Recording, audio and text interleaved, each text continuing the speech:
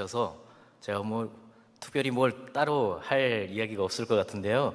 네, 그래서 이렇게 만나서 반가우니까 저를 따라서 여러분들 인사 한번 해주시면 좋을 것 같아요. 우리의 만남은 우연이 아니야. 네, 그래서 많이 듣던 그런 노래 가사 말이죠. 네, 정말 그런 것 같습니다. 저는 북한에서 태어났고 북한에서 살아왔죠. 근데 지금 이렇게 미국에 와서 여러분들을 만나고 있다고 하는 이 사실이 이것만 봐도 사실 기적 같은 일인 것 같아요. 네, 그러니까 하나님의 뜻이 아니면 섭리가 아니었다면 있을 수 없는 일인 것 같아요. 여러분들 저를 보셨을 때 북한에서 온 것 같아요? 감사합니다. 네. 대답이 그렇게 안 나오면 제가 다음 이게 이어지지가 않거든요. 네. 많은 분들이 그런 이야기를 하더라고요. 제가 이렇게 어디 집회를 가거나 이렇게 누구 이렇게 만남을 가지면 꼭 그런 말씀들을 하세요. 북한에서 온 것 같지 않다. 이런 말씀을 하시거든요. 제가 학부를 다닐 때 친구들한테 북한에서 왔다는 이야기를 속였었어요. 이렇게 숨겼었습니다. 네, 그리고 북한에서 왔다는 사실을 이야기하지 않다가 졸업할 때 졸업 연설을 제가 맡게 됐어요. 졸업 연설 때 제가 처음으로 학생들 앞에서 공개를 했습니다. 나는 북한에서 왔고 어떤 삶을 살았다는 이야기를 하게 됐습니다. 그때 많은 학생들이 정말 많이 놀랐다고 이야기를 했고, 그 학생들이 저한테 너 진짜 북한에서 온 거 맞냐 막 이렇게 얘기를 하더라고요. 그때 제가 그랬습니다. 사실은 나는 김정일이 숨겨놓은 아들이었다. 왜냐면 제 본명이 원래 제가 학부 다닐 때까지만 해도 김광일이었습니다. 그러니까 김정일, 김광일. 약간 말이 되잖아요. 그러니까 친구들이 믿더라고요. 네, 그 정도로 사실은 북한에서 있었던 그런 모습들이 많이 없었던 거죠. 소개하시면서 말씀하셨지만 저는 꽃제비 출신이에요. 영상에서 보셨던 것처럼 길거리를 떠돌던 그런 주워 먹으면서 겨우겨우 목숨을 부지하던 어린 시절을 보냈습니다. 그러니까 하나님을 만나서 지금 이렇게 뭐 정장도 입고 이렇게 여러분들 앞에 서니까 좀 멀끔해 보이지만 제 삶의 반 정도는 전혀 정반대의 삶을 살았습니다. 하나님께서 굉장히 많이 훈련을 시키셨던 것 같아요. 정말 극과 극의 삶을 살았습니다. 북한이라고 하는 곳에서 태어났고 남한이라고 하는 곳에서 살고 있습니다. 학교도 고려대학교를 들어가서 연세대학교에서 졸업을 했어요. 정말 극과 극이라고 하는 것들을 넘나들면서 살고 있는 삶인 것 같습니다. 이렇게 하나님께서 저를 훈련시키고 이렇게 연단을 주시는 특별한 목적이 저는 있다고 생각하는데, 저는 오늘 여러분들과 그런 이야기들을 좀 나누고자 합니다. 그러니까 하나님께서 왜 저 같은 사람을 이곳 가운데 이렇게 부르셨는지, 왜 그렇게 수많은 연단을, 극과 극의 삶을 살게 하시면서 저 같은 사람을 이렇게 지금까지 이렇게 훈련시키시고 이끌어 오셨을까? 이런 이야기를 이제 나누려고 하는데, 결국 하나님께서 우리 민족 가운데, 우리 한민족 가운데 뜻하신 계획을 저는 좀 볼 수가 있었습니다. 앞으로 일어날 한반도의 미래를 하나님께서 저에게 보여주시는 것 같아요. 그런 부분들을 여러분들과 함께 나누면서, 그렇다면 우리는 통일을 위해서 지금 우리가 해야 될 일들은 무엇인지, 지금 당장 우리는 어떤 기도를 해야 되는지, 그런 이야기들을 여러분들과 함께 나누고자 합니다. 저는 지금 대한민국에서 18년째 살고 있어요. 그런데 제가 대한민국에 입국할 당시의 나이가 18살이었습니다. 저한테는 굉장히 의미 있는 해인 것 같아요. 그러니까 대한민국에 18살에 왔는데 18년을 살고 있으니까 저는 굉장히 혼란스러울 수도 있을 것 같아요. 제 정체성이 때로는 완전히 남한 사람인 것 같기도 하고, 또 어떤 때는 북한에서 태어났으니까 완전 북한 사람인 것 같기도 하고, 뭐 그런 생각이 들거든요. 왜냐하면 북한에서 태어났기 때문에. 아무리 오래 살았어도 북한에서의 그 시간들이 지워지지가 않습니다. 하나님께서 북한이라고 하는 곳을 통해서 준비하고 계신 우리 이 한반도의 그 모습들을 저는 분명하게 경험을 했습니다. 그리고 그걸 통해서 저는 깨달은 게 있어요. 그 부분을 좀 함께 나누고자 하는데, 하나님께서 얼마나 놀랍게 일을 하셨냐면, 김일성이 죽고 나서 김정일이 정권을 잡잖아요. 김정일이 정권을 잡으면서 아버지 보다 더 강력하게 본인이 어떤 그 정권을 잡고 유지하기 위한 수단들을 사용하기 시작하는데 가장 대표적인 게 뭐냐면 군사력입니다. 여러분들 아시지만 북한이 핵무기 개발을 그때부터 본격적으로 시작하거든요.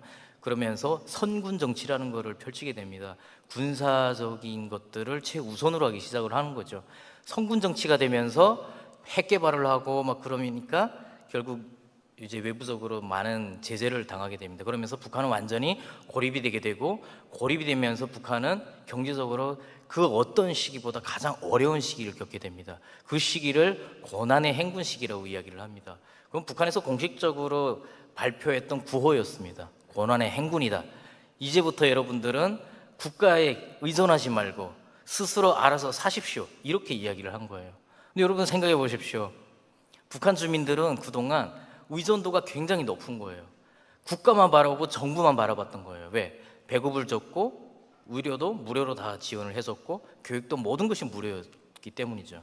근데 갑자기 그러다가 모든 것을 알아서 스스로 하라고 하니까, 누구도 책임져 주지 않는다고 하니까 북한 주민들은 굉장히 어려움을 겪게 됩니다. 그때 당시에 그렇게 되면서 많은 사람들이 죽어나가기 시작을 해요. 근데 어느 정도 많이 죽었냐면, 추산이긴 하지만 300만 명이 아사를 했다고 이야기를 하고 있습니다. 그러니까 한 300만 명 정도가 굶어서 죽는 그런 일이 발생을 하게 됩니다. 어느 정도 감이 잘 안 오시잖아요. 어느 날 제가 이제 그 동네, 우리 동네는 어촌이었어요. 북한에서도 아마 저 탈북민 중에서도 가장 깡시골 출신일 거예요. 저는 바닷가 마을 출신입니다. 그래서 아버지가 배를 타셨어요. 동해바다였고, 저는 당연히 북한에 있었다면 지금 저는 어부였어요. 물고기를 잡는 거죠. 하나님께서 이것까지 보내서 저는 이제 뭐 사람을 낚는 어부로 베드로처럼 살게 하셨습니다. 북한에 있었으면 저는 어부거든요. 그런 깡시골이었습니다. 그런데 북한에서 그래도 이 정도 어촌 같은 경우에는 다른 도시보다 좀 나아요. 왜? 물고기를 잡잖아요. 물고기는 북한에서도 생선이 비싸요. 그리고 수출을 나가기 때문에 대접을 잘 받아요. 그래서 다른 데보다는 좀 나았어요. 그런데 어느 날 갑자기 저희 동네에도 이 고난의 행군의 영향을 받기 시작하는 거예요. 우리 선생님이 있었는데 어느 날 선생님이 굶어 죽었다는 거예요. 어떤 사람들이 막 굶어 죽었냐면, 사상이 좋은 사람들, 뭐 선생님들, 간부들, 막 이런 사람들 있잖아요. 이런 사람들은 막 굶어 죽었어요. 왜? 체면이 있지? 어디 나가서 뭘 못하는 거예요. 우리처럼 원래 태생적으로 좀 천하고 이 출신 성분이 안 좋은 사람들은 나가서 훔쳐먹고 뭐 빌어먹고 다 했어요. 근데 이 사람들은 체면이 있잖아요. 그 사상적으로 무장이 돼 있어서 수령님 주신 TV, 냉장고 내다 팔지도 않고 죽으면서 그걸 끌어안고 죽었거든요. 저는 그 선생님이 죽은 모습을 보고 충격을 받았습니다. 그 선생님 그렇게 돌아가시는데 이해가 되지 않더라고요. 아니, TV라도 나가서 시장에 가서 팔아야지 왜 굶어 죽고 있지? 그런 생각을 했어요. 며칠이 지나니까 친구 부모님이 돌아가셨어요. 굶어서 죽었습니다. 친구가 집을 나갔어요. 며칠 있다가 들어갔더니 어머니가 이제 점점 굶어가면서 배꼽부터 썩어 들어가고 있는 증상을 겪고 있는 거예요. 이 친구가 며칠 있다가 집에 들어갔더니 어머니가 죽어 있었어요.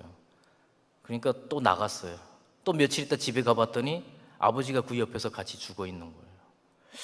그 모습을 이 친구가 보고 충격을 받아서 그 뒤로는 저희 집 동네로 오지 않았습니다. 이런 일들이 막 많이 생기더라고요.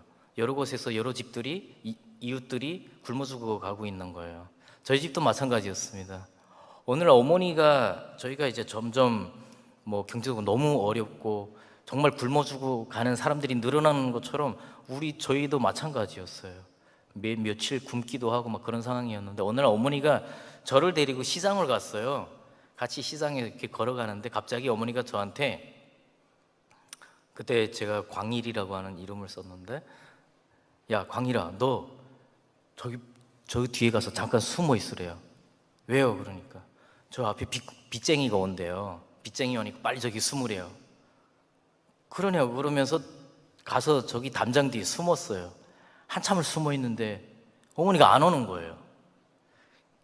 한 시간을 가만히, 빚쟁이가 너무 무섭거든요. 잡히면 정말 너무 이 공포가 있으니까 한 시간을 못 나오고 거기 숨어 있다가 하도 안 와서 나와봤는데 어머니가 안 보이는 거예요.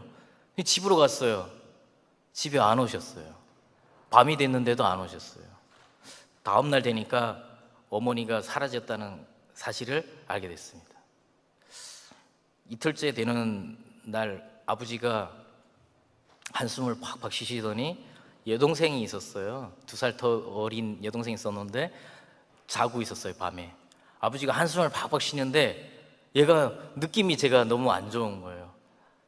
제가 그냥 누워서 사실은 자지 않았지만 자는 척을 했습니다. 근데 아버지가 한숨을 막 쉬시더니 아버지는 북한의 전형적인 그런 아버지였어요. 굉장히 엄하고 보수적이고 막 그랬습니다.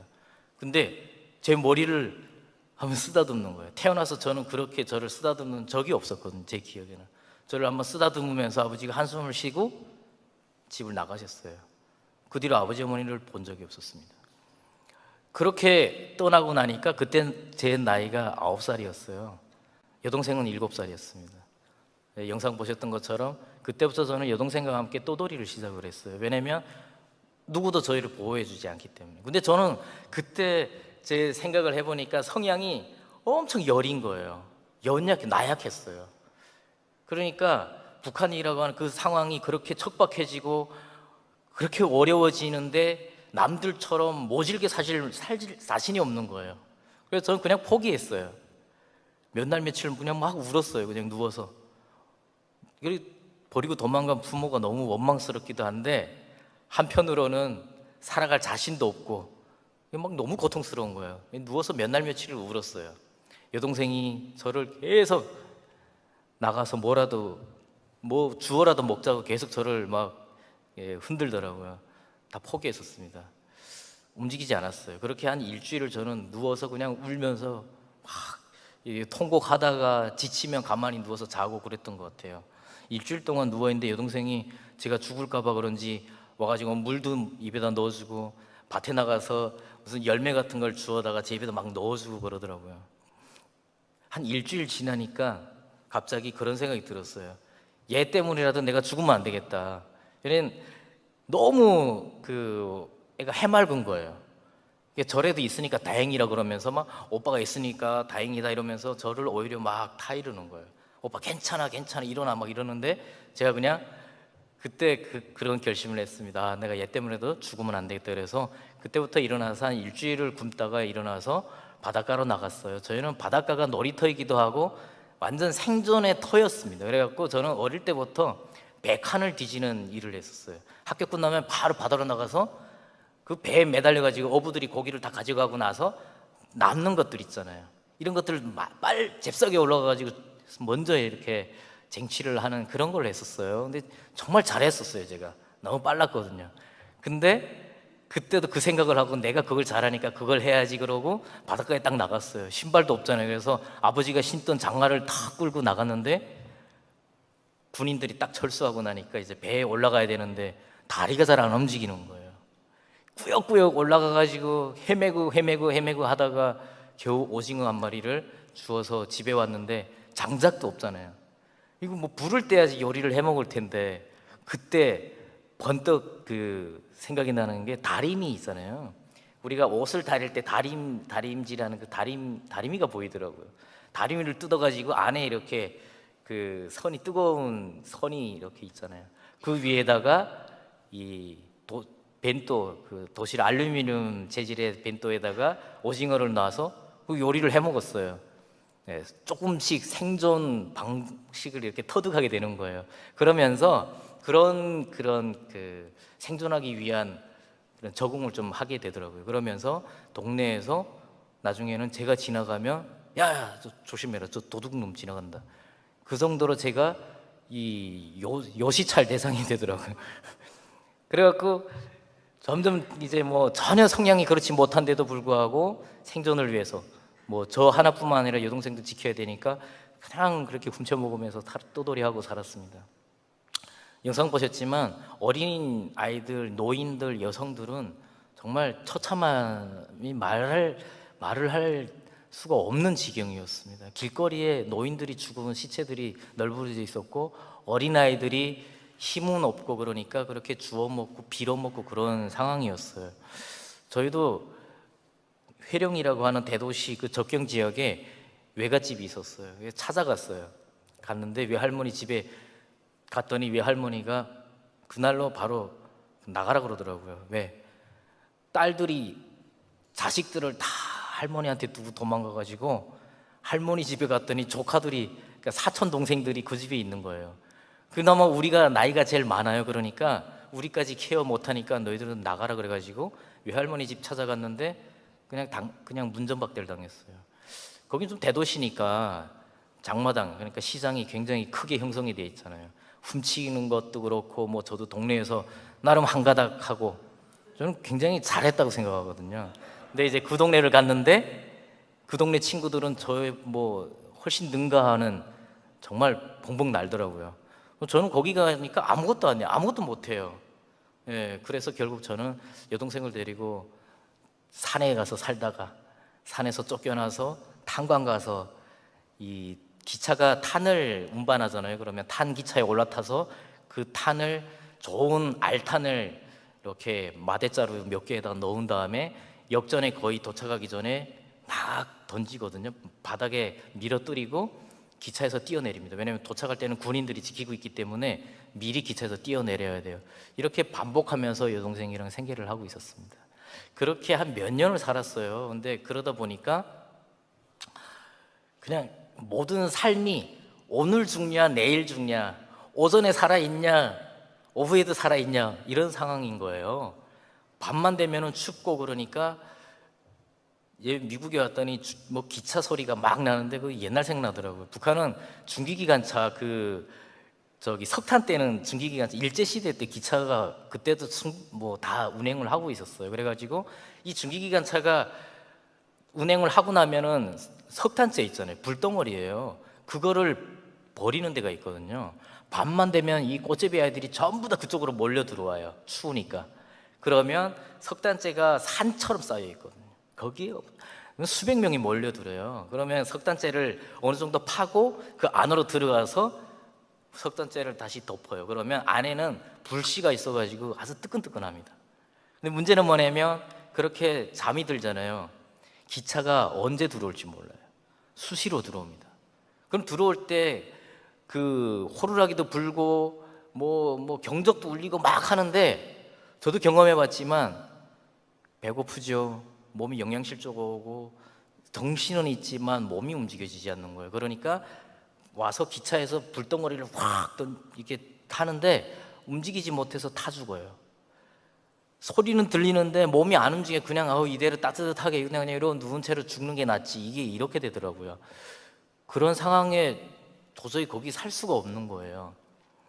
부모님한테 뭔가 버림받고 그래서 그런지 저도 살고 싶다는 생각이 너무 간절해지고 하루 이틀 지날 때마다 계속 살 수 있을까라는 걱정이 너무 많이 들었습니다. 여동생을 데리고 탈북을 시도했어요. 남들이 다 중국으로 도망간다는데 나도 한번 가보자. 어차피 죽는 거 넘어가다 총에 맞아 죽던지 물에 빠져서 죽던지 한번 도전해보자. 그래가지고 몇 번을 도전을 했는데 그때 제가 키가 한 110 이 정도 되었었어요. 13살쯤 됐는데 키가 한 110 정도 됐거든요. 여동생을 데리고 물에 들어가니까 둘 다 그냥 물살에 휩쓸려가지고 도저히 건널 수가 없는 거예요. 근데 저는 바닷가 출신이기 때문에 수영하는만큼 자신이 있었어요. 근데 얘가 문제인 거예요. 저 혼자면 잘 갈 수 있는데 얘를 데리고 가려니까 못 가겠는 거예요. 당시에 꽃제비 아이들이 이제 시간이 좀 길어지니까 길거리에 시체들이 막 쏟아져 나와요. 대부분 부모들이 다 버린 아이들이었습니다. 근데 부모들이 버리기도 했지만 부모들이 그냥 죽은 경우가 허다해요. 다 굶어 양부모가 죽어서 그냥 길거리로 내몰린 아이들인 거예요. 여러분들 생각하기에 어떻게 부모가 자식을 버릴 수 있지, 그런 생각을 하실 수 있어요. 근데 그만큼 치열했던 겁니다. 저는 지금 결혼해서 아이를 키우고 있거든요. 저희 큰애가 9살인데 제가 딱 9살 때 부모님이 떠나신 거예요. 근데 지금 9살짜리 아들을 보면 아무것도 할 줄을 몰라요. 근데 제가 그 9살 때부터 생존을 위해서 막 하면서 보니까 누가 누굴 챙기고 뭐 누가 누구를 보호하고 할 수 있는 상황이 안 되는 거예요. 오죽하면 자기 손녀를 문전박대하고 뻔히 길거리에서 나가 죽을 수도 있는데도 안 받아주겠습니까? 오죽하면 부모가 자식을 버리겠어요. 그 정도가 가능한 사회가 된 거예요. 그런 얘기가 있습니다. 북한은 전기가 잘 없잖아요. 그러니까 수시로 그냥 전기가 이렇게 있다가도 이게 갑자기 불이 딱 꺼져요. 그럼 암흑이 되고 아무것도 안 보이는 암흑이 되거든요. 이 가족이 앉아서 밥을 먹는데 갑자기 전기가 간 거예요. 그러니까 아버지가 다 같이 박수쳐. 왜 그러냐면 누가 다른 사람 밥을 먹으면 안 되잖아요. 그러니까 다 같이 박수쳐 그래가지고 아버지가 박수를 막 치라 그래서 온 가족이 박수를 쳤는데 전기가 딱 들어온 거예요. 내가 봤더니 아버지 볼이 빨갛게 돼 있더래요. 아버지가 아들 밥을 먹으려고 바닥에 뺨을 그렇게 때리면서 박수 소리가 안 들리면 누가 숟가락을 딴 데 간 거예요. 그러니까 박수 치라고 하는 거죠. 근데 그랬다는 거예요. 내 자식의 밥을 먹으려고 자기 뺨을 때리면서까지 하는 그런 우프다 그러잖아요. 웃지 못할 그런 일들이 막 있는 그냥 빈번하게 그랬습니다. 저의 여동생을 데리고 그렇게 살려고 하다 보니까 너무 힘들고 비참한 거예요. 근데 여동생이 어느 정도로 저한테 집착하냐면 애가 어머니 7살 때 그렇게 한날 한시 갑자기 그렇게 떠나버리니까 저에 대한 집착이 너무 심했어요. 그래가지고 그 바깥에 이제 변소 화장실이 그런 재래식 화장실 그런 데 있으니까 밤에도 저 화장실을 가면 얘는 저를 얼마나 꽉 잡고 있었으면 자다가도 제가 일어나면 딱 따라 나와요. 제가 볼일 다 끝날 때까지 앞에서 쪼그리고 딱 기다리거든요. 그래서 하도 이제 저한테 집착하길래 말을 좀 안 들으면 너 도망간다 너 그러거나 진짜 도망가는 척하고 막 숨어 있어요. 그러면 오빠 막 쫓아오면 그때 이제 딱 나타나서 말 잘 들을 거야? 이제 말 잘 듣겠다 그러면 이제 뭐 그러니까 제가 사라지는 걸 가지고 얘를 막 이렇게 컨트롤하고 그랬어요. 왜? 그걸 가장 두려워하더라고요. 근데 저도 살고 싶은 거예요. 얘를 데리고는 못 넘어가. 나라도 가야겠다 이런 생각이 들더라고요. 그래서 어느 날 제가 여동생한테 그랬어요. 어차피 우리 둘 다 못 가니까 내가 중국에 가서 쌀도 가져오고 돈도 가져올 테니까 너 여기 역전 앞에서 3일만 버티고 있어라. 3일째 되는 날 오빠가 다시 돌아올게. 그렇게 얘기했더니 막 난리를 하더라고요. 왜 어떻게 오빠가 가겠다 그러냐고. 엄마 아버지 없어도 되니까 오빠 가지 마. 막 난리를 하더라고요. 근데 그때 아무 고민이 없었어요. 그냥 살아야겠다는 생각밖에 없었습니다. 어차피 나 이렇게 더 있다가는 그냥 절망 그 자체였습니다. 이게 사람이 희망이라는 게 있으려면은 오늘보다 내일이 좀 더 낫다 이게 있어야 되잖아요. 근데 내일은 또 얼마나 더 고통스러운 일을 겪어야 될지, 얼마나 더 비참해야 될지, 어떤 죽음을 맞이해야 될지, 어떤 이별을 맞이해야 될지 이런 상황만 있으니까 전혀 희망적인 걸 기대할 수가 없었어요. 결국 저는 여동생을 두고 두만강을 갔어요. 두만강을 건너서 중국 가려고 오후 한 5시쯤에 두만강변을 갔어요. 시내에서 두만강까지 가는데 한 1시간 거리 걸어가면서 보니까 뒤에 여동생이 몰래 쫓아오더라고요. 제가 무서우니까 대놓고 오지 못하고 몰래 오는데 제가 계속 보고 있었습니다. 두만강 옆에 갔어요. 이제 딱 군인들 눈피해서 강을 건너려고 하는데 길 건너편 뒤에 나무에 숨어서 저를 보면서 뭐 말도 못하고 그렇게 있는 거예요. 안 되겠다 싶어서 건너갔어요. 가서 오빠를 믿어 못 믿어? 믿는데요. 3일만 너 어떻게든 살아있어라. 그러면 오빠 다시 올게. 그 말을 하는데 여동생이 저를 딱 잡는 거예요. 손을 뿌리쳤어요. 약속 온다니까? 3일만 기다리라니까? 그리고 두만강에 뛰어들었습니다. 그냥 물에 뛰어들어서 수영이 아니에요. 보니까 물살에 막 휩쓸려가지고 거의 물도 먹고 막 정신을 못 차리겠더라고요. 그렇게 하면서 군인들 눈을 피해서 중국에 갔습니다. 두만강 건너서 두만강병 그 중국에 있는 그 숲에 들어가서 딱 숨었어요. 거리가 한 한 몇백 미터는 될 거예요. 근데 제가 다 건너와가지고 풀숲에 딱 숨었는데 보이지는 않아요. 그때 이 동생이 막 소리를 지르는 거예요. 오빠! 오빠! 막 하는 소리를 막 울면서 비명을 지르는데 보이지는 않고 그냥 그 오빠! 오빠 하면서 우는 소리를 들으면서 그 소리가 그냥 평생 저한테는 잊지 못할 그 메아리로 이렇게 남아 있습니다. 지금도. 그 뭐 할 수 있는 건 없었어요. 그냥 따라서 두모강물에 뛰어들지만 않기를 바라면서 중국 땅으로 갔습니다. 여러분들 아시겠지만 중국 땅은 굉장히 넓잖아요. 저는 중국에 갔는데 할 수 있는 게 아무것도 없었어요. 유일하게 할 수 있는 게 있다면 도둑질하는 거였습니다. 그래가지고 제일 처음 간 곳이 백화점이었어요. 백화점에 가서 나름대로 제가 봤을 때 멋진 옷과 신발과 이런 거를 돈 주고 사는 것이 아니라 가서 입고 점원이 보지 않으면 나왔어요. 신발도 신고 점원이 안 보면 나왔어요. 네, 북한보다 너무 허술하더라고요. 북한은 뭐 거의 이 막 쇠몽둥이 들고서 지키는데 아무도 지키지 않잖아요. 그리고 그냥 그렇게 제가 생각할 때 굉장히 세련된 모습으로 하고 딱 나왔어요. 그리고 어떤 사람이 주일날 교회를 가라 그랬어요. 거기 가면 도움을 줄 수 있는 사람들이 있대요. 그래가지고 일요일 아침에 교회 앞으로 갔습니다. 나름 세련되게 옷을 입고 딱 가가지고 앞에 서서 누구한테 도움을 요청해야지 그러는데 시간이 되니까 사람들이 막 몰려오더니 오는 사람마다 저한테 북한에서 왔구나. 저 나름 스타일을 그렇게 바꿨는데도 보는 분들마다 저를 딱 알아보는 거예요. 너 북한에서 왔구나. 너 여기 있으면 잡혀. 여기 있으면 안 돼. 막 그러시는 거예요. 그럼 어떻게 해요? 유일한 희망이 지금 여기인데 계속 서 있었습니다. 예배가 끝나는 시간쯤 되니까 또 사람들이 막 나오는 거예요. 그러던 중에 제가 거기 계속 이렇게 위험하게 서 있고 이러는데 아무도 돈을 주지도 않고 계속 서 있었어요. 근데 그때 어떤 분이, 어떤 집사님이 저한테 와서 너 여기 있으면 위험한데 내가 어떤 곳을 소개해 줄 텐데 거기 가면 공부도 시켜주고 응? 너 자식 참 잘 보호해주고 키워준다 그러는데 공부 시켜준다는 말에 저는 그냥 아무 생각하지 않고 따라갔어요. 왜냐면 좀 학교를 제대로 못 다녔거든요. 초등학교 입학할 때 또 병이 생겨가지고 저는 북한에서 사형 선고를 받았어요. 이 희귀병이 와가지고 피가 멈추지 않은 병이었습니다. 병원에서도 포기했어요. 사형 선고를 받고 저를 병원에서 퇴원시켰거든요.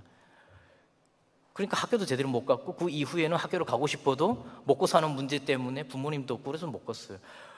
친구들이 학교 가는 모습을 보면서 너무 부러웠거든요. 근데 공부시켜준다고 그래서 너무 좋아서 따라갔어요. 딱 갔는데 그분이 데려간 곳에 이렇게 아파트에 들어갔더니 저 같은 탈북한 아이들이 그곳에 모여서 살고 있었습니다. 그리고 그곳에 갔더니 이 밥도 주고 가니까 목욕을 시켜주고 옷을 싹 새 거로 갈아입혀주고 너무 좋았어요. 근데 저녁이 딱 되니까 밥을 딱 먹고 이제 사람들이 뭐 이렇게 막 모여 앉더라고요. 막 원을 그리고 둘러 앉아가지고 뭔가를 하려고 하는 것 같은데 딱 보니까 제가 잘못 걸려든 것 같은 거예요. 그게 뭐냐면 이 책을 막 꺼내놓고 십자가를 막 목에다 다 건 사람들이 앉아가지고 중얼중얼 하는데 눈을 감고 그러는데 처음 보는 모습에 제가 공포심이 너무 많이 드는 거예요. 봤더니 북한에서 내가 봤던 그런 사람들인 거예요. 북한에서 제가 봤던 영화가 막 떠오르는 거예요. 그 영화 내용이 그런 거였거든요. 이 영국의 이 선교사님들이 처음에 조선 땅에 와가지고 이 북한 조선 사람들한테 선교하는데 이분들이 다 의술을 가지고 온 사람들이었습니다. 의학 기술을 가지고 들어와서 이 사람들을 치료해주고 뭐 이런 건데 알고 보니까 막 자기 본국에 조선 사람들 피를 빼가지고 뭐 이렇게 보내고 뭐 이런 내용의 영화였어요. 그러니까 북한에서는 이 기독교를, 이 종교를 나쁜 사람들을 만들기 위해서 그런 내용의 영화를 이렇게 보여줬던 거예요. 어릴 때 저는 그걸 보고 세뇌가 된 거죠. 그러니까 자연스럽게 그 모습을 딱 보는 순간 그 장면이 떠오르면서 나를 여기서 잘해주는 이유는 뭐 피를 뽑아서 팔던가 뭔가 하려고 그래서 나를 여기다가 이렇게 이 사람들이 잘해주는가 보다, 그런 생각이 들더라고요. 그래서 거기를 막 도망 나왔었어요. 갈 데가 없어서 어쩔 수 없이 다시 들어가서 그분들 이제 받아주지 않아서 막 진짜 손이야 발이야 빌면서 다시 들어갔어요. 그때 그분들이 저한테 그런 얘기를 했었거든요. 너 다시 받아주는 건 정말 안 되는데 받아주는 거다. 대신 너 다른 사람보다 더 열심히 해라. 그래가지고 다른 친구들보다 더 열심히 했습니다. 근데 열심히 하는 일이 다른 게 없었어요. 성경책을 아침 새벽부터 성경책 읽고 외우고 쓰고, 이게 일이었어요. 모든 일과가 성경책을 붙잡고 있는 거였습니다. 놀랍게도 한글을 모르던 사람이 한글을 한두 달이면 다 떼는 거예요. 성경을 읽으니까 지적으로 좀 부족한 친구들도 똑똑해지는 거예요. 그렇게 그곳에서 성경을 읽고 저녁만 되면은 예배 드리면서 성경을 돌아가면서 읽고, 한글이 안 되는 친구들은 못 읽잖아요. 따라 읽게 합니다. 그럼 따라서 읽어요. 그러면서 한글을 깨우치더라고요. 그렇게 그곳에서 남들보다 더 열심히 했어요. 몇 배로 더 열심히 했어요. 1년쯤 지나니까 완전히 다른 사람으로 바뀌더라고요. 왜냐하면 생존 방식이 그러다 보니까 막 서로 죽이고 살리고, 그래서 밥 해주던 할머니가 밤에 잘 때 칼이라 가위 이런 거 다 숨겨놓고 잤어요. 베개에다가 다 밑에다 놓고 잤어요. 왜냐면 애들이 싸우면은 항상 뭔 일이 나니까 다 숨겨놓고 잘 정도였거든요.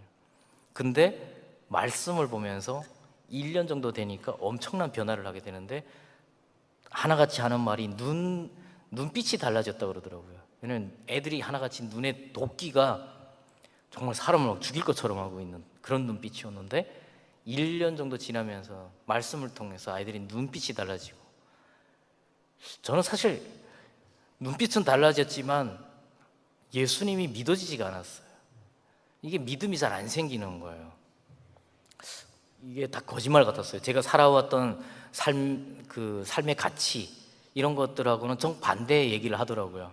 희생해라 그러고, 나보다 더 아끼라고 그러고, 뺨을 오른쪽을 맞으면 왼쪽을 들이대라 그러고, 북한에서 살면서 제가 살아오면서 제가 생존을 위해서 배웠던 것과는 정반대의 가치였습니다. 잘 안 믿어지는 거예요. 그러니까. 근데 어느 날 어떤 캐나다의 이민 1세대 목사님이 오셨어요. 이분이 와가지고 말씀도 전해주고 하고 나서 갑자기 순서대로 발을 씻겨주는데, 이분이 발을 씻겨주면서 제 발을 이렇게 잡고 기도를 하는데 눈물을 막 흘리시는 거예요. 그분이 흘리는 눈물이 제 마음에, 저는 절대 하나도 안 믿어지는데 이런 생각을 하고 있었는데, 그분이 흘리는 그 눈물 때문에 제가 갑자기 제 마음에 저도 모르게 울컥하는 거예요. 눈물이 막 나더라고요. 근데 이분이 막 제 발을 막 붙잡고 기도하면서 그런 기도를 했었어요. 하나님, 이 아이가 이 발로 얼마나 많은 고통을 당했습니까? 이 발로 이 아이가 그동안 혼자 외롭게 얼마나 고통의 시간을 보냈겠습니까? 제가 그동안의 시간들을 이분이 너무 잘 알고 있는 것처럼 기도하면서 이야기를 하시는 거예요. 그때 저는 예수님이라고 하는 존재가 나를 위해서 죽었다고 하는 것이, 이 사람이 나를 위해서 이렇게 울면서 내 고통을 알아주는 것과 같은 건가 하는 생각을 하게 됐습니다. 예수님이라고 하는 존재를, 그러니까 하나님의 그 마음을 깨닫게 되는데, 저는 그분을 통해서 깨닫게 됐습니다. 우리가 예수님을 전하잖아요. 근데 진짜 예수님이 나타나서 내가 예수다 하는 일보다는 우리가 하는 그런 행동 하나, 말 하나 때문에 누군가가 예수님을 만나게 되는 거더라고요. 예수님을 보는 건 바로 그런 거였습니다. 저는 그렇게 봤어요. 누군가의 모습을 통해서 예수 그리스도를 볼 수 있었습니다. 지금도 저는 그렇게 살려고 노력하고 있습니다. 나를 통해서 예수님을 봤으면 좋겠다가 제 삶의 방향성이 됐습니다. 그 사건을 통해서. 그 뒤로 저는 예수님을 믿기로 결심했고 정말 열심히 신앙생활을 했어요. 근데 제가 중국에 그곳에 들어가서 훈련받으면서 막 하는데 얼마나 행복합니까? 걱정이 없는 거예요. 밥 해주지, 공부시켜주지, 옷을 주지, 씻을 때 되면 샤워시켜주지. 너무 모든 게 다 행복한 거예요. 어느 날 딱 그날도 이제 한 거기 정착한 지 한 달쯤 됐을 때 밥 먹을 시간이 돼가지고 하는데, 야 오늘 메뉴 뭐냐? 아 오늘도 뭐 응? 뭐 마파두부 나오나? 막 이러면서 이제 밥 먹을 준비를 하고 있는데 상 앞에 딱 앉았는데 갑자기 밥 먹으려고 하는데 누가 창으로 이 가슴을 찌르는 것 같은 느낌이 드는 거예요. 목을 누가 막 조르는 것 같아요. 숨이 안 쉬어졌습니다. 갑자기 여동생이 생각나기 시작하는 거예요. 너무 행복한데 갑자기 그 생각이 들면서 그때부터는 지옥 같더라고요. 얼마나 고통스러운지 모든 시간을 되돌릴 수 있다면 제가 두만강 건너기 전으로 돌리고 싶더라고요. 제 인생에 가장 고통스러운 시간이 그곳에 있었고 그것을 벗어나는 게 제 인생 최대의 목표였는데 한 달 정도를 맛있는 걸 먹고 누린다고 나름 누렸더니 그게 한 달이 되니까 모든 게 의미 없게 느껴지는 거예요. 제 인생의 최대의 목표는 맛있는 걸 먹고 하루라도 사람답게 살아보는 거였는데 한 달 정도를 그렇게 했더니 아무것도 의미가 없는 거예요. 그러니까 인간에게는 정말 초월적인 존재라서 이런 물질적인 거 이런 것들은 채 한 달이 못 간다는 걸 그때 좀 깨달았습니다. 그때 제가 그 뒤로 신앙을 이제 가지게 되면서 계속했던 기도가 하나님 사람만 있게 해주세요. 불구가 되든 뭐가 되든 상관없는데 그냥 사람만 있게 해주세요 하는 기도가 제 기도의 가장 많은 시간을 차지하는 기도가 됐어요. 저는 그렇게 중국에서 5년 동안을 훈련을 받았습니다. 그때 당시에 훈련을 얼마나 막 심하게 받았으면은 손가락이 기형이 올 정도였어요. 지금도 손가락이 오른쪽 가운데 손가락은 이렇게 튀어나와 있어요. 왜냐면 성경을 머리에 다 외워가지고 북한에 가서 복음을 전해야 되는데 바울처럼 복음을 전하다가 죽어야겠다가 제 기도 제목이었어요. 그래서 실제로 저는 거기서 한 2년 훈련받고 북한으로 나가려고 시도했던 적도 있어요. 눈이 너무 많이 와서 실패했지만 그 정도로 제 안에 이 복음을 북한 땅에 전해야 되겠다는 열정이 막 있었습니다.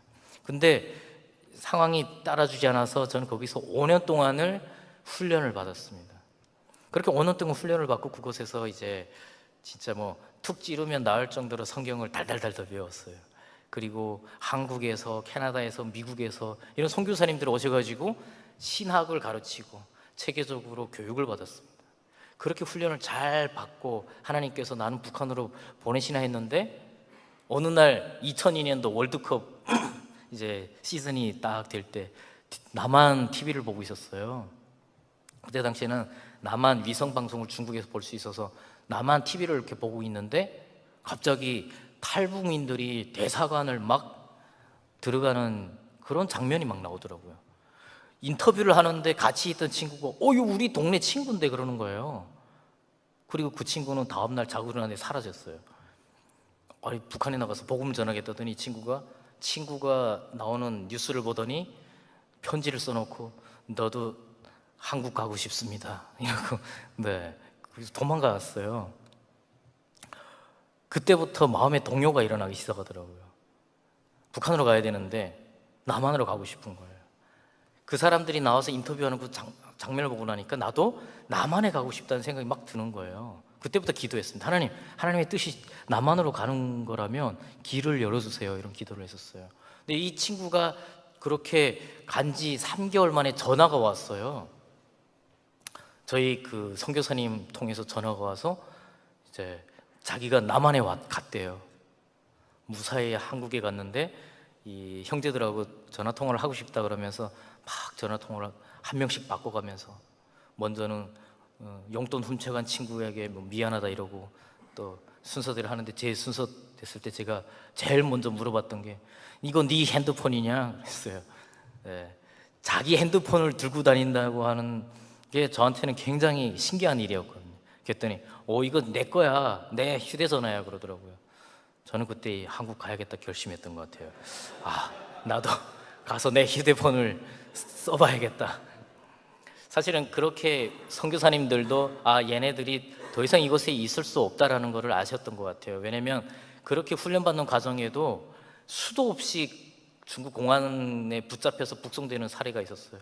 같이 저는 운 좋게 살아남았지만 같이 훈련받던 친구들이 대부분 많이들 북송됐어요.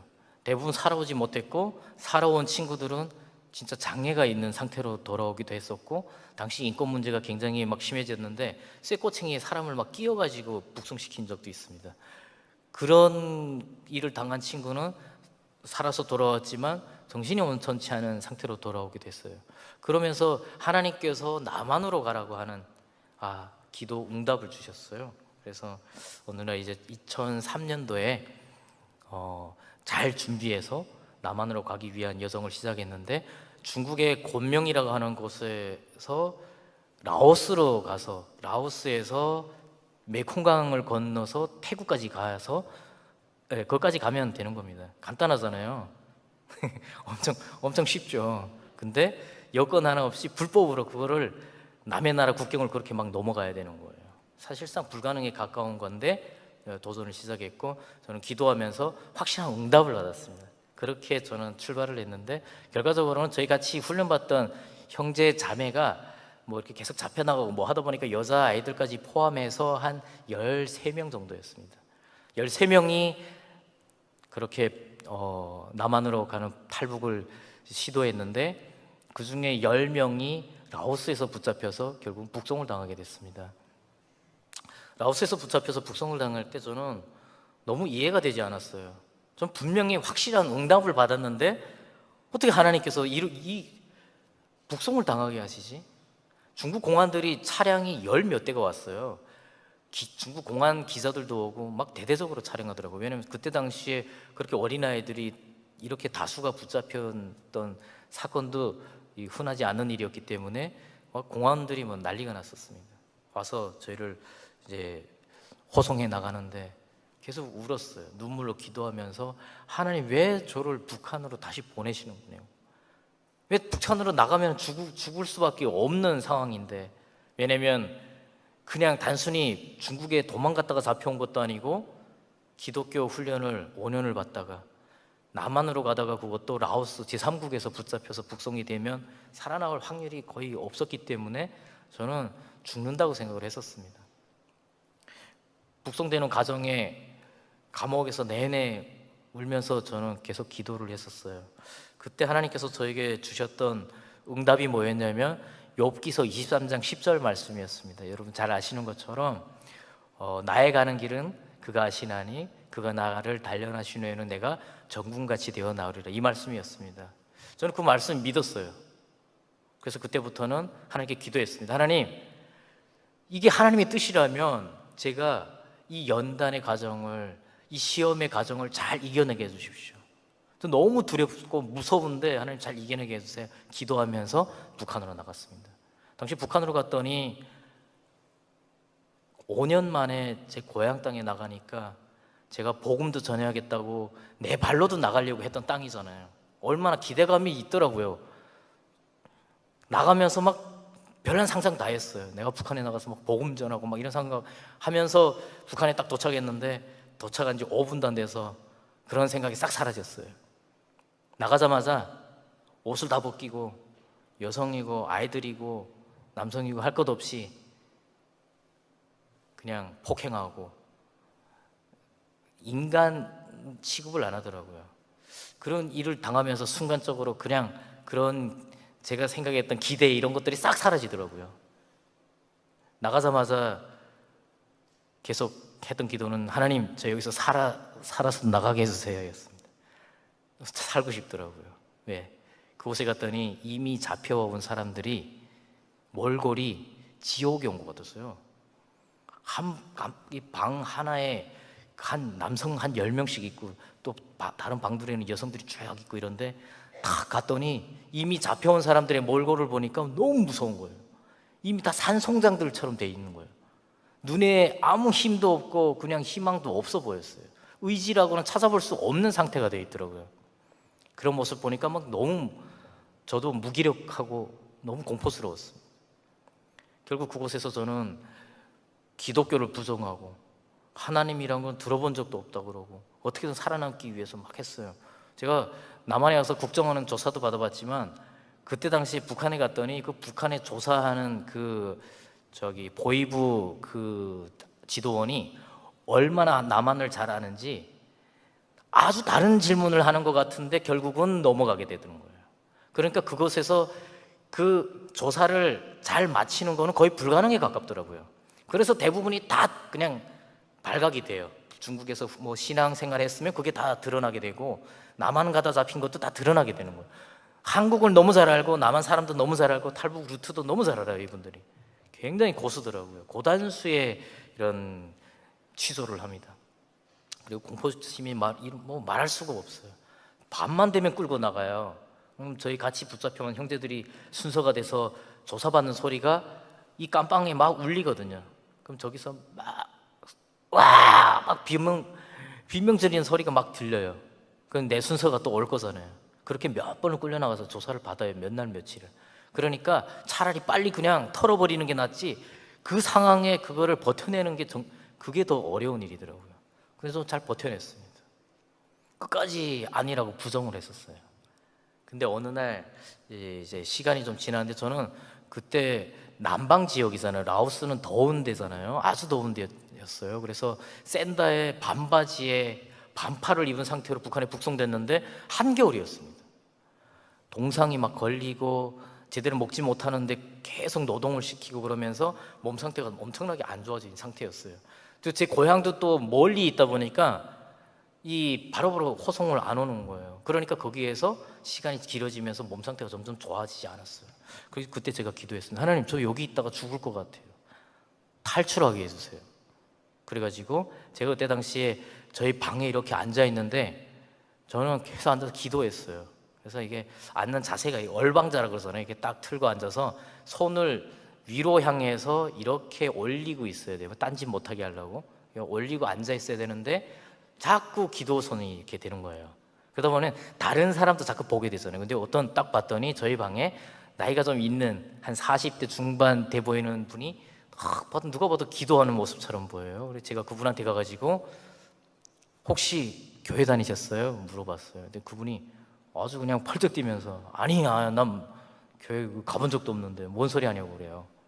저는 확신이 있었어요. 몇 날 며칠 보니까 그분이 이 교회 다녔던 분 같아서 제가 그분한테 그랬어요. 저는 중국에서 한 5년을 교회 다녔는데 그냥 솔직히 말하셔도 된다고 그랬더니 자기는 조선족 교회의 집사였다고 이제 말씀을 하셔가지고 그분과 함께 그때부터 두 손을 잡고 기도하면서 탈출을 감행을 했었어요. 그래서 그 방에 있는 모든 사람들을 설득을 했습니다. 한 명 한 명씩 설득을 해서 감옥을 탈출하자 이렇게 해서 모든 사람이 다 동의하게 됐습니다. 그때 당시에 저희 방에 그 탕제비라고 하는 이렇게 두 번, 세 번 거기 붙잡혀 왔던 사람이 있었는데 그 사람이 이제 우리가 다 도망가기로 했으니까 얘기를 하더라고요. 하수구였던 자리가 있는데 지금 저기 막혀 있는 저 뚫으면 도망갈 수 있을 것 같다고 그렇게 이야기를 해요. 그래가지고 외부에서 작업을 하고 들어올 때마다 쇠꼬챙이 몰래 숨겨서 들어오고 막 몸 수색을 하는데 뭐 입에도 넣었다 뭐 하면서 아주 작은 것들을 가지고 와서 그거를 다 뚫었어요. 그래서 그 벽돌 2개를 사람이 성인 남성이 나갈 수 있는 정도로 이렇게 파냈거든요. 이걸 딱 드러냈는데 그 자리에 쇠살창을 설치해 놓은 거예요. 그러니까 얘네도 그냥 이 시멘트 그것만 해놓은 게 아니라 안에 쇠살창을 해놨더라고요. 너무 절망이 되잖아요. 매일 저녁 점호를 해요. 안전원들이 딱 들어와가지고 방을 막 검사하거든요. 거기다가 담요를 씌워놓고 이제 큰일 났다 이제 그래갖고 네가 먼저 나가자 그랬지, 네가 먼저 나가자 그랬지 막 싸우고 그러는데 다행히도 저와 그 집사님이 한 명씩 설득해서 누가 먼저 시작했는지를 아무도 몰라요. 그래가지고 이게 막 난리가 났는데 답이 없잖아요. 근데 다음날 딱 됐는데 거기 저희 같은 방에 북한 그 군인이 두만강에 이렇게 총 들고 경비를 서다가 너무 힘들고 배고파가지고 중국으로 탈북했다가 거기에서 그 민가에서 닭백숙 한 그루를 얻어먹고 공안에 잡혀가지고 북송된 군인이 있었어요.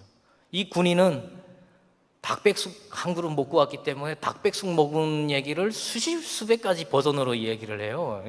그 먹어본 게 그것밖에 없으니까 이게 배고프니까 감방에 앉아서 그냥 먹는 얘기만 하거든요. 근데 이 군인은 맨날 그 닭백숙 먹은 얘기를 수백 가지 버전으로 얘기하고 그랬는데 이 체격도 엄청 좋았어요. 근데 이 사람이 그날 자기가 몸이 안 좋아서 일을 못 나간다 그래가지고 혼자 남았습니다. 이제 저희가 작업을 다 끝내고 그날 와서 이제 밤에 저 또 점호할 때 어떡하나 이러고 있는데 딱 들어갔더니 다 뚫었다는 거예요. 봤더니 진짜 쇠살창을 다 뚫었어요, 혼자. 그러니까 아파서 안 나간 게 아니라 그거 뚫으려고 안 나간 거예요. 군인이다 보니까 그거 가능했던 것 같아요. 결국 그날 밤에 탈출을 하게 됐습니다. 감옥에서 이제 점호가 끝나고 소등이 딱 되고 탈출을 하기 시작하는데 서로 먼저 나가려고. 왜냐면 나가도 끝이 아니잖아요. 이제 담장도 넘어가야지. 뭐 하다 보면은 이 10명이 나가려면 한창 시간이 걸릴 거잖아요. 먼저 탈출해야지 확률이 높아지는 거예요. 서로 나가겠다고 싸우고 막 그래가지고 제가 막내였어요. 그래서 우리 연장자 순으로 나갑시다. 그럼 제가 막내니까 괜찮잖아요. 그랬더니 또 다 동의를 해요. 그래서 연장자 순으로 나갔습니다. 나이 가장 많은 분이 나가고 두 번째가 나가고 세 번째 분이 나가는데 세 번째 분이 다시 들어오는 거예요. 두 번째 나갔던 형님이 들어오고 제일 먼저 나갔던 방장 형님이 다시 들어오더라고요. 그리고 그 뒤로 총을 든 군인이 딱 들어오는 거예요. 결국 그 모든 사건이 다 발각이 돼서 그날 저희를 복도에 다 앉혀놓고 당직을 서던 그 안전원이 그날 쉬고 있는 모든 그 안전원들한테 다 연락을 해서 이 사람들이 오는데 보니까 쉬는 날이잖아요. 자기 당직 날이 아니니까 술 먹고 다 취해서 놀고 있다가 이 사실을 접하게 됐는데 역대 거기에서 탈출을 시도한 적도 없대요. 처음 있는 일이었습니다. 심지어 구멍을 뚫고 나가다가 잡혔잖아요. 완전히 얘네가 만약에 성공했더라면 자기들이 목이 날아가는 거예요. 그러니까 제정신이 아닌 거예요. 도끼 자루 있잖아요. 도끼 날 빼고 도끼 자루 이런 거를 하나씩 들고 와가지고 폭행을 하고 때리기 시작하는데 저는 출혈이 되면 안 되는 병이 있잖아요. 이게 출혈이 한 번 되면 피가 안 멈추기 때문에 진짜 죽을 수도 있는 상황이었어요. 복도에 무릎 꿇고 앉아 있는데 다행히도 연장자 순으로 때리더라고요. 이렇게. 그래서 제가 막내니까 맨 끝에 앉아 있어 바들바들 떨면서 있는데 앞에서 그 도끼 자루 갖다가 때리고 하는데 눈을 맞으면 눈이 막 터지고 갈비뼈를 부러뜨리고 막 보면은 막 공포심이 말할 수가 없는. 앉아 있는데 온 몸이 다다다다 떨리는데 그때 제가 앉아서 막 기도했어요. 하나님 살려주세요. 하나님 살려주세요. 저 이렇게 죽고 싶지 않아요. 하나님 여기서 살려주시면 제가 하나님을 위해서 제 평생을 바치겠습니다. 살면서 가장 간절히 기도했던 것 같아요. 하나님 살려주세요. 그렇게 기도하는데 갑자기 아무것도 보이지 않았어요. 앞에서 막 맞고 막 비명 지르고 하는데 아무것도 안 보이고 그냥 딱 그 하나님의 그 음성이 들려오면서 저는 그때 기도하는데 갑자기 기도가 막 터져 나오는 거예요. 앉아서 바들바들 떨면서 막 울면서 기도했어요. 하나님, 저 사람이 지금 때리는 저 발길질하는 저 발로 전국을 돌아다니면서 복음 전하는 날이 오게 해주세요. 하나님, 저 사람이 때리는 저 주먹으로 두 손 붙잡고 하나님 앞에 회개하는 날이 오게 해주세요. 기도했습니다. 기도가 막 나오더라고요. 공포심을 넘어서서 막 기도하면서 그분들을 위해서 막 기도를 하게 되는 거예요. 저는 그 기도를 지금도 생생하게 기억하고 지금도 기도합니다. 하나님께서 북한 땅에 그 사람들을 통해서 복음을 전하는 날을 저는 지금도 확실하게 기억하고 있습니다. 그리고 그 기대를 하고 있어요. 제 순서쯤 됐을 때 다행히도 많이 지쳤잖아요. 10명을 그렇게 두드려 패다 보니까 제 순서쯤 오더니 많이 지쳐가지고 크게 많이 저를 뭐 장례 입을 정도까지는 하지 않았어요. 그 뒤로 제가 하나님 도대체 왜 이렇게 탈출도 실패하게 하시고 한국 가는 것도 좌절되게 하시고 저한테 왜 이러시냐고 이해가 되지 않는 거예요. 도대체 하나님 왜 이렇게까지 하시냐고.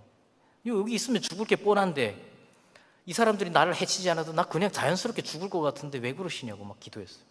근데 그 기도의 답을 바로 하나님께서 주시더라고요. 여기 당직을 서고 있어요. 그 복도에 서 있어야 돼요. 밤에. 왜냐면 화장실 가고 싶은 사람이 있으면 뭐 자다가도 일어나가지고 몇 호실 몇 번 뭐 화장실 가고 싶습니다. 그러면 당직 서는 사람이 가가지고 안전원한테 가서 몇 호실 몇 번 화장실 가고 싶답니다. 그러면 가라 그래. 그러면 가라 뭐 그러고 뭐 가지 말라 그래 그러면 기다려 이렇게 하거든요. 그런 당직을 서고 있는데 그날 당직 서던 사람이 그 감옥의 부소장이었어요. 부소장이 야 광일이 이리 오라 그래가지고 딱 갔어요. 갑자기 그 사람이 성경책을 딱 꺼내는 거예요. 성경책을 꺼내가지고 저한테 뭐라 그러냐면 너 중국에 있을 때 교회 다녔지? 그러는 거예요. 깜짝 놀라가지고 아니요 교회 가본 적도 없습니다 막 이랬더니 야 이거 북송되어 온 탈북자한테 이거 뺏은 건데 하도 그때 당시 북한에 이 예수 믿는 사람들이 소문이 자자했어요. 왜냐면 예수 믿다가 잡힌 사람들을 평양에서도 그렇고 대도시 중심으로 공개 처형을 막 했거든요. 근데 이게 소문이 어떻게 북한 전역에 났냐면 예수 믿는 사람들은 죽는데도 웃으면서 죽더라. 아니 예수 믿는 사람들은 이상해 얼굴이 엄청 편안하게 죽더라 막 이런 소문이 막 나는 거예요 북한 전역에. 그러니까 이 고위층 이 사람들도 궁금하잖아요. 북한에서 가장 관심 있는 분야가 이 세뇌시키는 건데 어떻게 하면 저렇게 저 사람들은 공개 처형하는데도 웃으면서 죽지? 그래가지고 소문나니까 성경책이 궁금해서 읽어봤다는 거예요. 이 사람이 아주 원초적인 궁금증을 저한테 막 물어보는데 그게 너무 진정성 있어 보여서 저도 얘기는 해줘야 되겠더라고요. 그래서 제가 사실은 교회는 안 다녀봤고 잘 모르지만 이 북송되어 오는 동안에 옆에 있는 친구 하는 말이 그렇대요. 그래서 이 제 3자 기법을 하면서 그 사람이 뭐 하나님은 아버지고 예수는 아들인 그럼 성령은 뭐고 뭐 이렇게 질문을 막 했었어요. 제가 다 대답을 했었어요. 그 말끝마다 제가 그랬죠. 그 친구 말이 성경은 이런 거랍니다. 성령은 이런 거래요. 이러면서 설명을 해줬어요. 이 사람이 자기 당직 서는 날마다 저를 부르는 거예요. 두 번째 부를 때부터는 옷을 갖다 줘요. 저는 옷 하나 없어서 동상이 다 걸려서 지금도 여기가 다 꺼먹거든요. 옷을 갖다 주고 떡을 갖다 줘요. 자기가 끝날 때까지 저는 옆에 앉아서 떡을 먹고 있고 그 사람은 성경을 읽고 있는 거예요. 읽다가 궁금하면 질문을 해요. 제가 5년 동안 훈련 받았지 않습니까? 제가 북한에서 그런 사람 앞에 앉아가지고 성경 가르칠 거라고는 생각도 못 했는데 나올 때까지 그분한테 성경 가르쳤어요. 나올 때까지 그분은 저거 죽지 말라고 떡을 갖다 주고 당직 서는 날마다 먹을 걸 갖다 줬어요. 그래서 살았습니다. 하나님께서 이 경험을 하게 하시는 거구나. 언제 북한 고위층 간부에게 제가 복음을 전할 거라고 상상도 못 했거든요. 복음을 전했어요. 그리고 어느 날 제 방에 이렇게 있는데 제 또래 되는 아이들이 다수가 잡혀왔어요. 몇십 명이 끌려왔어요. 저희 방에도 몇 명이 배송됐어요. 니네는 뭐 하다가 잡혀왔냐 그랬더니 북한에서 지하교회 활동하다가 잡혀왔다는 거예요. 제가 오늘 제목을 북한 지하교회를 통해서 본이라고 했잖아요. 저는 그때 봤습니다. 북한 지하교회 활동하다가 잡혀왔다는 거예요. 니네 어떻게 근데 지하교회를 어떻게 교회를 알고 활동을 했어? 그랬더니 저랑 똑같아요. 그 고난의 행군 시기에 부모를 잃고 부모가 떠나가고 중국으로 왔다가 하나님을 만나고 내가 이 복음을 내 고향에 가서 전해야겠다 막 열정 때문에 북한에 가서 복음을 전하던 사람들인 거예요. 그런 사람들이 모여서 예배하고 그런 사람들을 통해서 북한 주민들이 예수님을 알게 돼가지고 같이 모이는 거예요. 그게 지하교회라는 거예요. 그때 그 친구들과 함께 있으면서 저는 북한 지하교회에 대해서 상세하게 들을 수 있었습니다. 북한 지하교회 모습이 어떤지를 알 수 있었어요. 그 뒤로 저는 지금까지 예배에 대한 소중함을 좀 남다르게 생각을 하고 있어요. 그 북한 지하교회의 교인들은 지금도 예배 드리는 것이 목숨을 걸고 드리는 거예요. 마음 놓고 목 놓아서 찬양하는 것이 그들의 소원이래요. 마음 놓고 부르짖으면서 기도하는 것이 그들의 소원이랍니다. 그런 예배를 드리고 있더라고요. 이분들이 중국에서 훈련받은 사람들이 거기 가서 리더를 하고 있잖아요. 성경을 저처럼 막 훈련받아가지고 달달 외워요. 그러니까 성경책이 없어도 돼요. 모여가지고 같이 막 돌아가면서 말씀 전하고 찬양할 때도 서로의 입을 마주 보면서 소리 안 내고 찬양을 한대요. 지하교회 그 친구들과 같이 지냈었습니다. 하나님께서 저를 그곳에 보낸 이유를 명확히 알 수 있었어요. 그곳에서 그 시간을 보내면서 저는 하나님께서 북한 땅에 어떤 일을 이뤄 가시는지를 확실히 알 수 있었습니다. 그걸 통해서 볼 수 있었습니다. 하나님께서 한반도 가운데 어떤 뜻을 가지고 계신지를 분명히 알 수 있었어요. 저는 그걸 해보겠습니다. 그리고 끝까지 욥의 고난을 이겨냈던 그 욥처럼 그 연단의 과정을 끝까지 버텨냈어요. 결국 저는 버려진 채로, 죽은 시체로 버려졌었습니다. 어느 날 저는 이제 고향으로 끌려갔고, 고향에서 재판을 앞두고 있는 상황에 이미 제 몸 상태가 이제 사람 같지 않았어요. 그래서 병원 갔는데 의사가 죽었다고, 죽은 것과 마찬가지다 그래서 군인들이 저를 가마니에 싸서 오던 길에 그냥 밖에 쓰레기 더미에다가 버리고 갔어요. 저는 의식이 있어서 살아났습니다.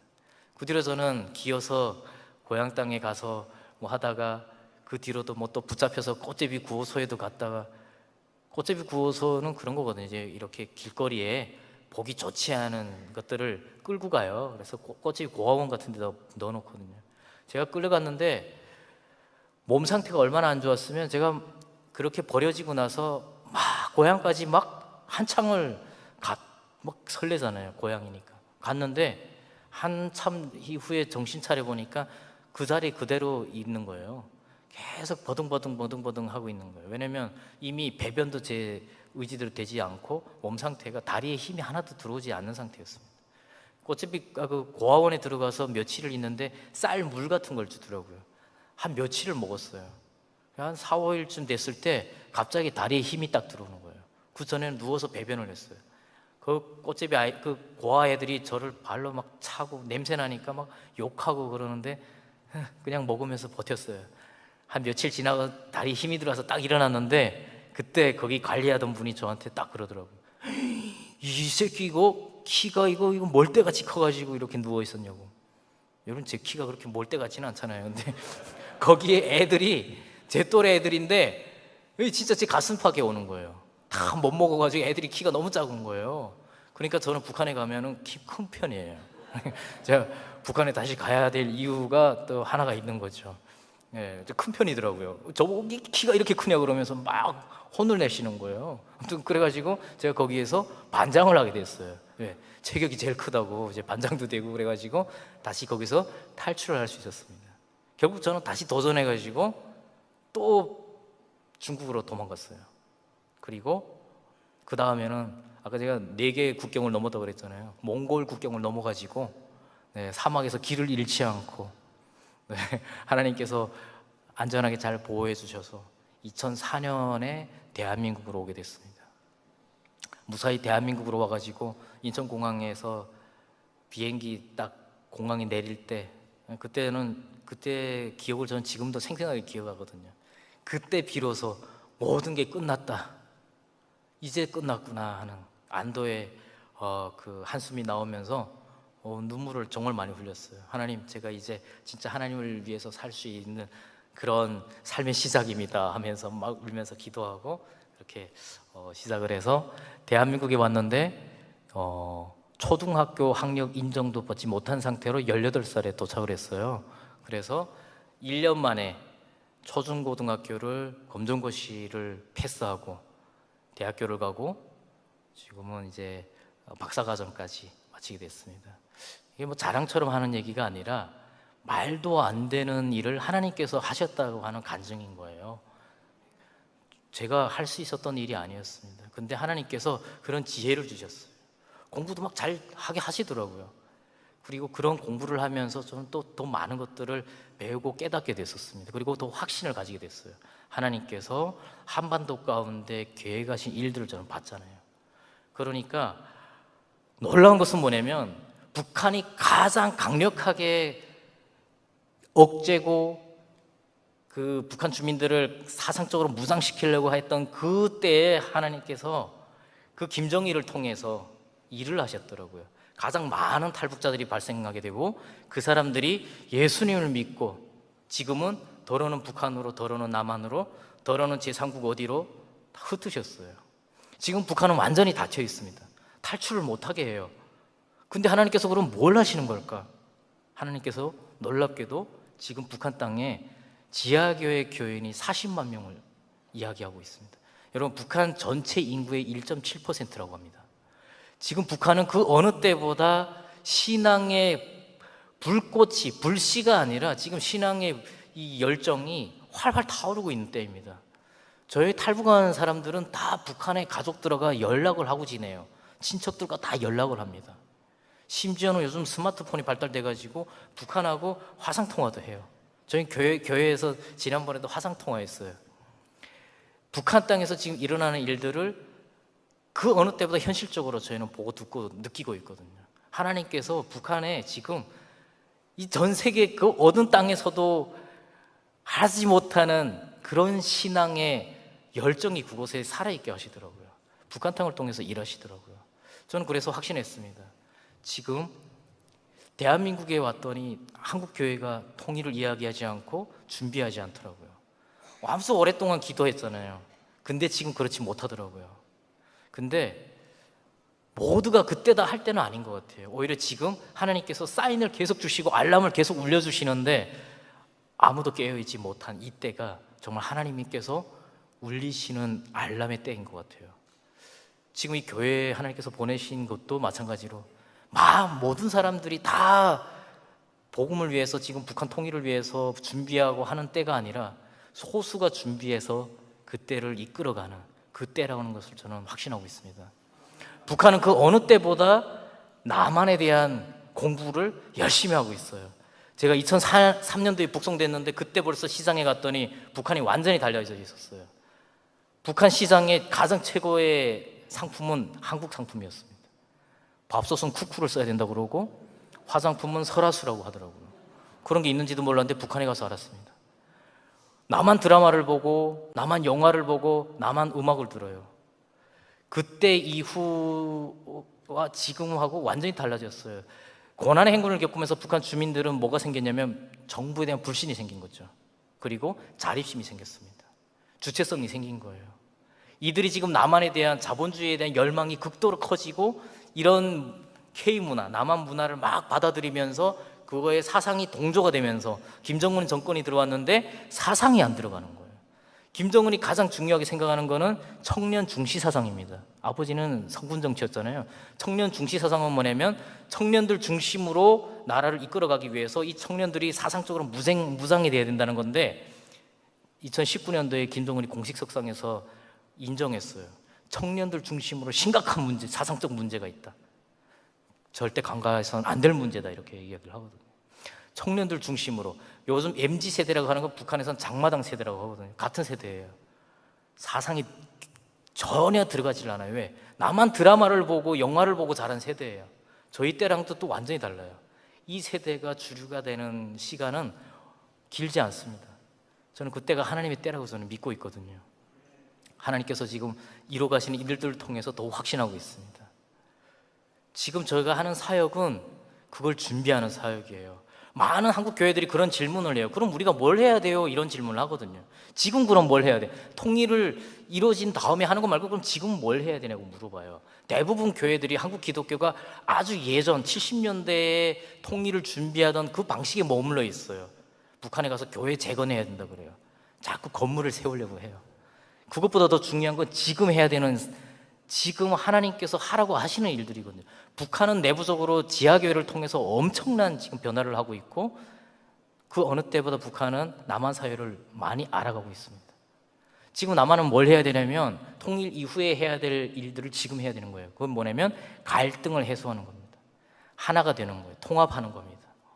오늘 제가 본문을 사실 읽지를 않았는데 에베소서 1장 10절이었어요. 하늘과 땅의 통일입니다. 하나님께서 이 한반도 가운데 계획하시는 통일은 뭐냐면 단순한 통일이 아니라 하늘과 땅이 통일되는 겁니다. 제가 보니까 십자가 정신을 회복하는 거예요. 바벨론 포로 기한이 단순히 포로 자유가 되는 개념이 아니라 성전이 회복되는 거였잖아요. 한반도는 제가 보니까 결국은 십자가 정신을 회복하는 겁니다. 그러면 전 세계 모든 열방 가운데 다시 하나님 나라를 회복해 나가는 앞장서는 민족이 될 거라고 저는 확신하고 있습니다. 그것을 위해서 하나님께서 그렇게 어렵게 저 같은 사람을 이끄시고 이까지 끌어내셔서 훈련시키시고 다시 보내시고 저는 그렇게 하셨다고 저는 확신하고 있습니다. 그리고 오늘 이 자리에 세우셔서 통일의 그날을 지금 준비하라고.